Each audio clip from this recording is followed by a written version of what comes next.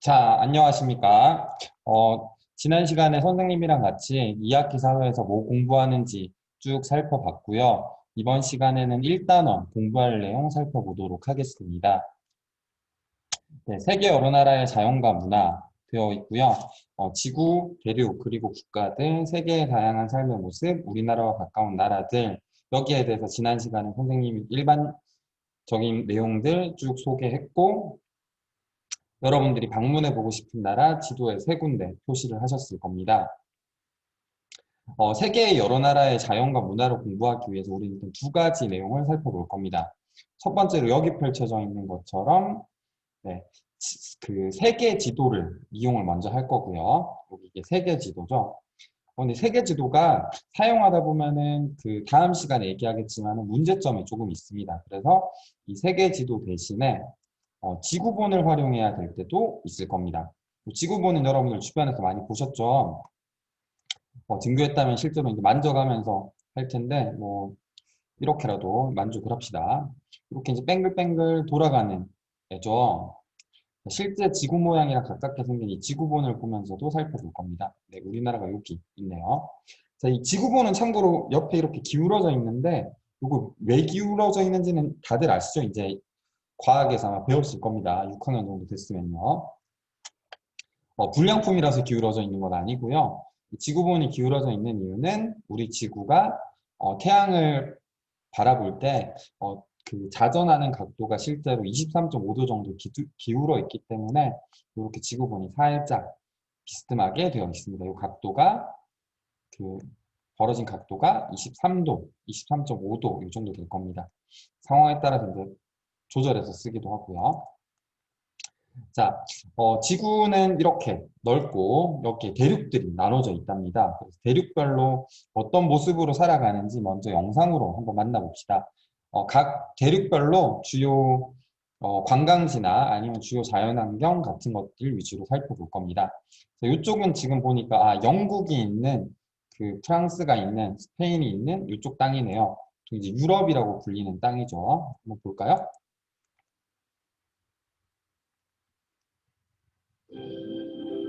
유럽의 지붕이라 불리우는 알프스 산맥은 유럽의 중남부 지역에 크게 걸쳐 자리하고 있다. 알프스 산맥은 희고 높은 산이라는 뜻을 가지고 있고 만년설로 덮여 있다.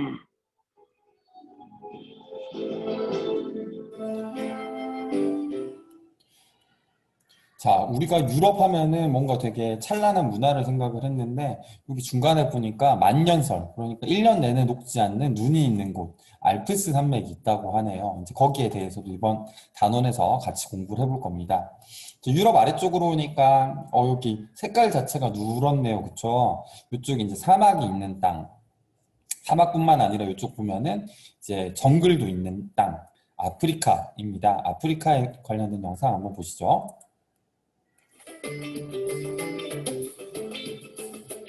모로코를 시작으로 북아프리카를 가로지르는 세계 최대 규모의 사막 사하라.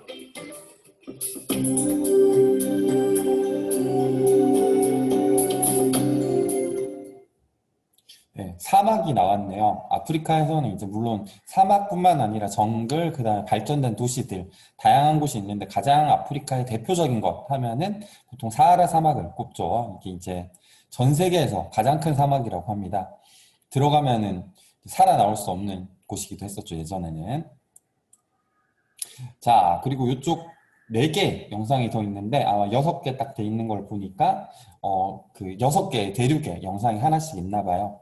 우리나라 근처에 있는 그러니까 이쪽이 이제 아시아 지역이 되겠죠? 아시아에 관련된 영상 한번 보시죠. 과거와 현재 모습을 동시에 볼 수 있는 중국의 수도 베이징입니다.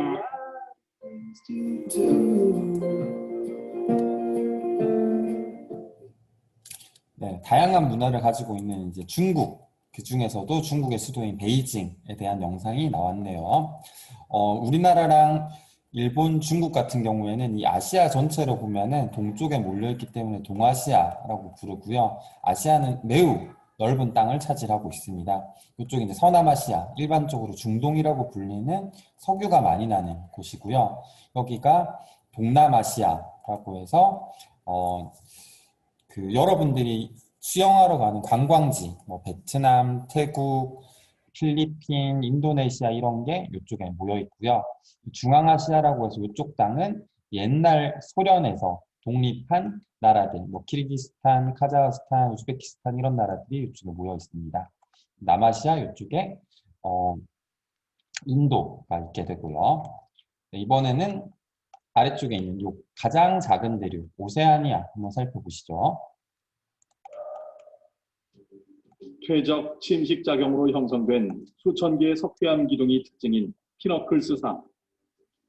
이곳은 석회암 기둥이 수천 개 있어 이색적인 풍경을 보여줍니다.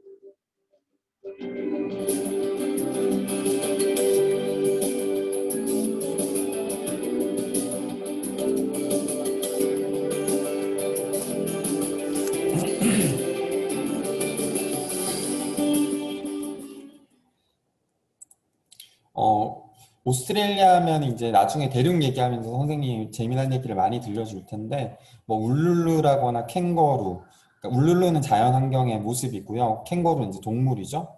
그리고 에뮤, 뭐 키위 이런 다양한 특이한 것들이 모여 있는 땅이기도 합니다. 나중에 여러분들이 커서 한 번씩 방문해 보면 좋을 법직한 곳이기도 하죠. 자, 이번에는 이쪽에 아메리카 대륙에서 북쪽, 남쪽이 있는데요. 북쪽에서도 알래스카 쪽인 것 같아요. 미국 내에서 최대의 면적을 가지고 있는 주 알래스카의 모습입니다.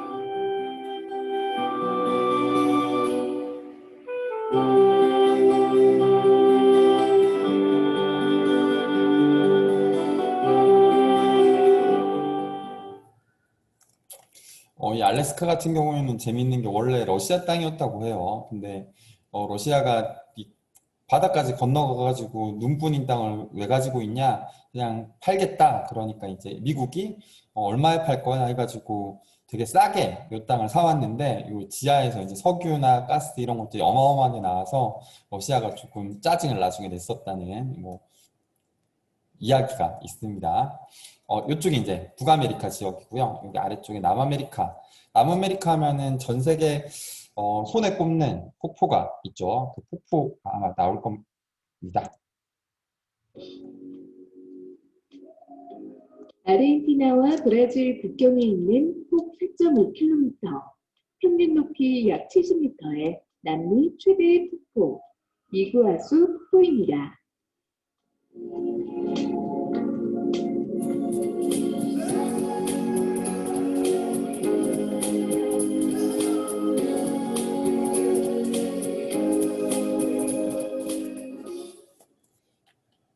네, 이과수 폭포 한 4.5km면은 어마어마하게 먼 거리죠. 여러분들이 1시간을 걸어가야지 되는 어마어마한 긴 거리인데 이 거리만큼 70m, 거의 한 2, 30층 되는 아파트가 4.5km 쭉 이어진 폭포라고 하네요. 어마어마하겠죠. 선생님도 꼭 가보고 싶네요. 자, 이렇게 다양한 국가들 그리고 다양한 자연 환경들이 있습니다. 거기에서 이제 다양한 모습으로 사람들이 살아가게 되는데요. 말레이시아를 보게 되면요, 전통 복장이 조금 특별합니다. 어떻게 생겼냐? 이렇게 이제 남녀 구분 없이 입게 되고요. 허리에 둘러 입어서 약간 치마처럼 입는 옷이라고 해요. 그리고 모자도 되게 특이하게 쓰고 계시죠. 자, 왜 이런 의상을 입고 다니게 되는지 그 세계 지도로 보는 법을 배우고 이제 자연 환경에 대해서 공부하고 나면은 이래서 자연이랑 이런 관계가 있기 때문에 사람들이 이렇게 살아가는구나 라는 걸 이번 단원에서 공부하게 될 겁니다. 자, 날씨 보니까 여기 추운 지역이라기보다 더운 지역인 것 같죠. 덥다 보니까 바지를 입기에 너무 답답했었나 봐요. 그래서 통풍이 잘 되는 이렇게 통으로 된 옷을 입는 것 같네요. 이렇게 입는다고 하네요. 자, 그 다음으로 이제 핀란드의 통나무집입니다. 핀란드라고 하면은 어디 있는가 하면은 이쪽 지역에 있는 나라인데요. 엄청 추운 땅이겠죠. 근데 추우면 막 되게 두껍게 지어야 될 것 같은데 통나무로 집을 지었답니다. 왠지 나무로 지으면은 바람도 통할 것 같고 되게 겁나는데 여기는 통나무로 지어서 이렇게 산다고 해요. 왜 그러냐? 여기가 추운 지역이다 보니까 돌 같은 게 많이 없어요. 땅만 하더라도 이렇게 다 눈길이고요. 그 다음에 그 여름에 녹는다 손 치더라도 이렇게 기본적으로 땅땅하기 때문에 벽돌 같은 걸 구하기가 되게 어려웠다고 해요. 그래서 근처에 있는 큰 나무들이 대신 많이 자랐기 때문에 나무들을 잘라가지고 집을 튼튼하게 만들고 두꺼운 나무로 두껍게 만드니까 집안의 보온도 잘 된다고 하네요. 자, 각 지역별로 이렇게 특징을 가지고 살아가게 됩니다. 그래서 각 지역별로 가까운 이웃이랑 서로 어울리고 하나된 마음으로 살고자 노력하는 게 이제 세계 시민의 이제 2단원에서 배울 자세인데, 그래서 우리나라 주변에는 어떤 나라들이 있는지에 대해서 이번 단원 끝부분에서 공부를 하게 될 겁니다. 이건 이제 한국, 일본, 중국 세 나라가 모여가지고 음악회를 했다고 하네요. 서로 우리나라에서도 하고 일본에서도 하고 중국에서도 하고 그러면서 가까운 나라들끼리 더 교류하려는 모습이 되겠죠. 자, 다음 쪽 넘어가서 두 가지 질문 해보시고 다시 돌아올게요. 자, 8쪽으로 넘어가시면은 세계 여러 나라 어린이들이 점심을 먹는 장면이 나옵니다. 자, 각 학교 급식에 나오는 음식과 음식을 먹는 도구를 보고 그 특징을 여기 아래쪽에다 적어 보시면 됩니다. 자, 4개 보여드릴 테니까 보시면서 8쪽 아래쪽 정리해 주세요. 나이지리아에서는 콩, 플랜틴, 쌀밥과 포크가 나온다. 바나나를 구워서 이렇게 내준다고 하네요. 나이지리아는. 프랑스에서는 바게트, 닭고기 요리, 감자, 파프리카, 오이와 포크, 나이프가 나옵니다. 네. 자, 되게 다양한 요리들이 다채롭게 나오네요. 대신 밥이 없네요, 여기는. 네. 그쵸? 브라질에서는 비나그레치, 바나나, 쇠고기 요리, 콩, 쌀밥과 포크, 나이프가 나옵니다. 와, 우리나라에서 소고기 먹으려면, 한우 먹으려면 되게 비싼데, 여기는 소고기 요리가 그냥 급식으로 나온다고 하네요. 우리도 물론 나오긴 하지만은, 이렇게 듬뿍 나오면 좋긴 하겠네요. 인도에서는 캐서리 피드니, 오이절임, 커드, 쌀밥, 렌틸콩 수프와 숟가락이 나옵니다. 자, 렌틸콩. 콩은 들어봤는데, 렌틸콩은 익숙한 단어는 아니죠, 그쵸? 되게 콩이랑 다르게 되게 얇은, 동전보다 더 얇은 콩이라고 해요. 자, 각 나라의 급식에 나오는 음식과 음식을 먹는 도구가 왜 다를까요? 여러분들은 어떤 답을 적으셨나요? 자, 음식에 나오는 이유가 다른 거는 음식 재료가 다르기 때문이겠죠? 어떤 음식 재료? 생산되는 그 지역의 음식의 재료가 다를 겁니다. 그럼 음식 재료는 왜 다를까요? 서로의 자연 환경이 다르기 때문이죠.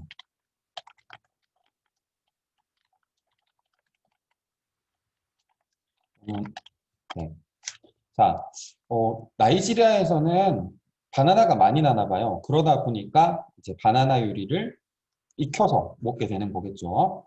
프랑스에서는 다양한 식재료들이 많은 나라예요. 그러다 보니까 다양한 것들을 먹고 탄수화물 같은 경우에는 쌀 농사는 좀 잘 안 되는 지역이에요, 여기가. 그러다 보니까 쌀 대신에 감자 혹은 이제 밀을 만들어서 바게트를 먹는다거나 하는 모습들이 나오는 거죠.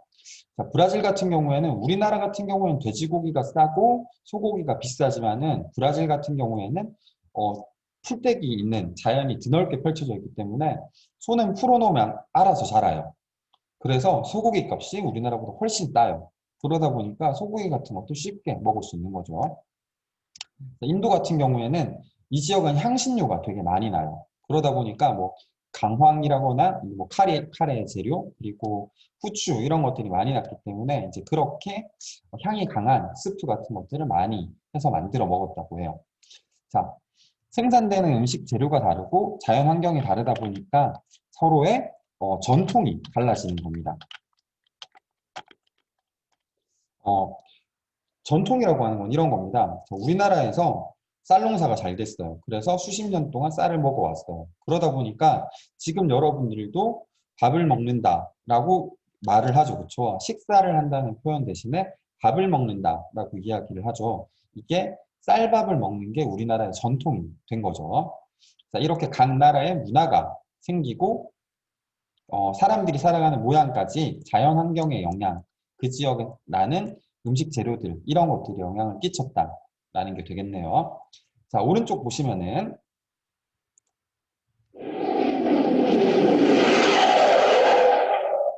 세계의 여러 나라 중 가장 가고 싶은 곳을 비행기 탑승권의 도착지 칸에 써보세요.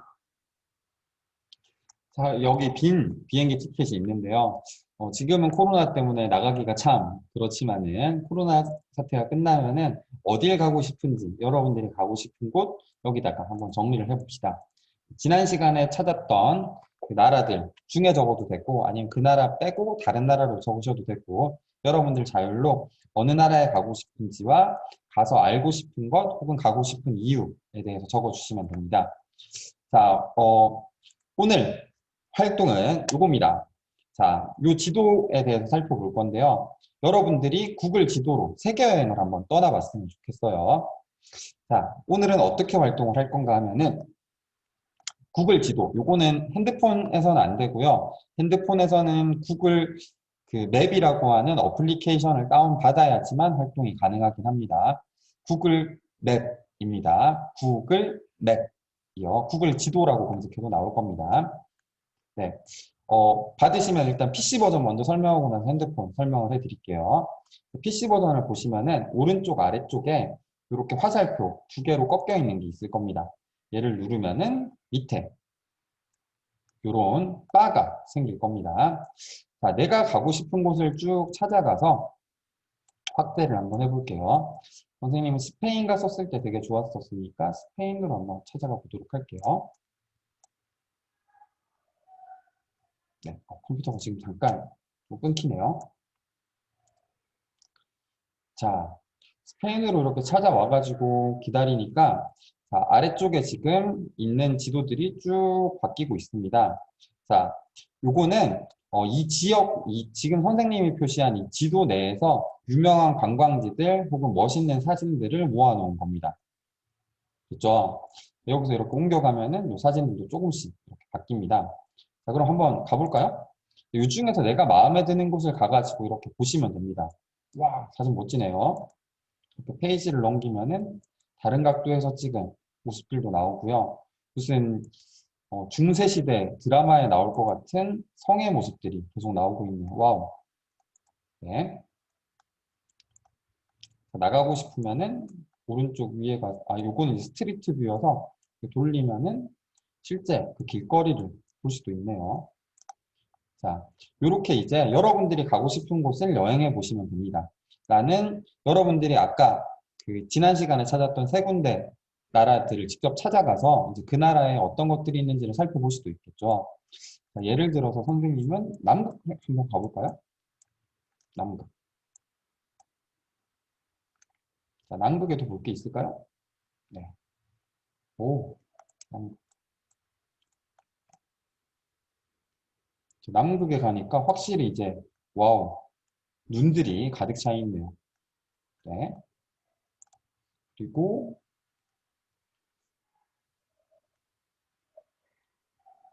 이렇게 얼음 절벽, 빙하 같은 것들도 만나볼 수가 있네요. 와우, 멋있네요.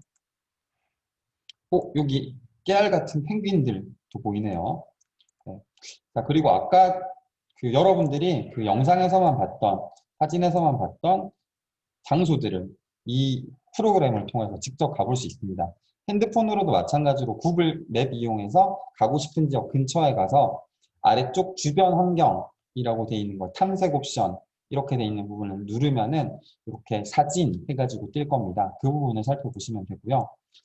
여기 보니까 네, 이집트 신전도 이렇게 사진으로 만나볼 수가 있네요. 와우, 대단합니다. 요거는 스트리트 뷰여서 실제로 간 것처럼 돌아볼 수도 있네요. 와우. 반대쪽으로는 이렇게 바다 풍경이 펼쳐지기도 하네요. 생각했던 것보다는 별로 크진 않네요. 자, 이렇게 이번 시간 마무리 활동으로는 구글 맵 들어가서 여러분들이 가고 싶은 나라들 직접 한번 찾아서 돌아다니는 시간 가졌으면 좋겠습니다. 이번 단원은 세계 여러 나라에 대해서 공부하다 보니까 여러분들이 세계 여러 나라를 실제로 탐험해보고 관심을 가지는 게 이번 단원에서는 제일 중요합니다. 그래서 여러분들이 한번 이곳저곳 그냥 클릭해서 왔다 갔다 해보면서 나는 여기는 꼭 가보고 싶다. 이런 마음들이 조금 많이 생기면 좋을 것 같아요. 자, 그러면은 이 활동까지 화이팅 하시고 다음 시간 내일 만나보도록 합시다.